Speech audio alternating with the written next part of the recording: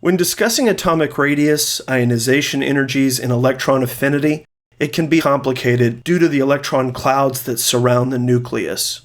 However, sometimes it is necessary to determine these qualities for a particular element. Here are some quick guidelines that can easily be interpreted from an element's position on the periodic table. We need to distinguish between a couple different terms related to atomic radii. If two elements are covalently bonded, we can divide the distance between the two centers to get the covalent radius. If two elements are ionically bonded, we can do the same procedure and call this an ionic radius.